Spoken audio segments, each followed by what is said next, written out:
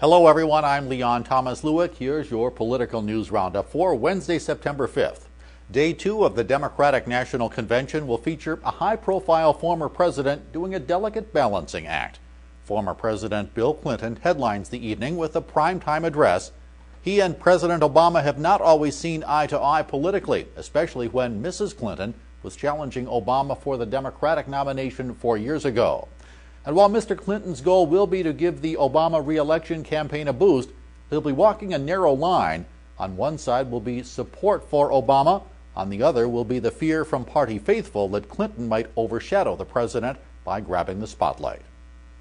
The weather has played a big role in President Obama's recent itinerary. Over the weekend, he rounded out a 4-day campaign tour with a non-campaign stop in southern Louisiana, where he surveyed damage from Hurricane Isaac. Now, the threat of thunderstorms is forcing a change in his acceptance speech for the Democratic nomination. Plans to have that speech delivered in an outdoor stadium to a crowd of 74,000 have been scrapped due to the storm threat on Thursday.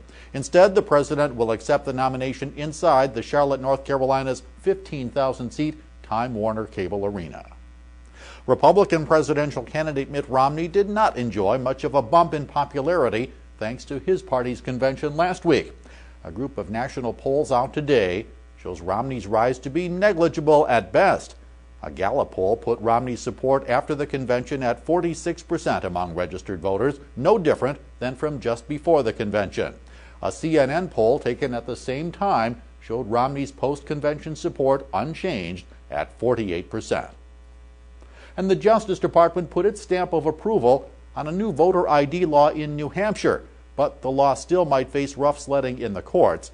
The Justice Department endorsed a law that requires voters to present photo ID from any of a variety of sources or have their picture taken before being allowed to cast ballots. The list of sources will become a bit more strict next year. Up to now, New Hampshire voters would get to vote simply by stating their name and verifying their address to poll workers. A Texas law that was less strict than New Hampshire's new one was blocked by the federal courts last week. That's your political news roundup for Wednesday, September 5th. I'm Leon Thomas Lewick. Stay logged on to rttnews.com for the latest political, economic, and stock market news all day long.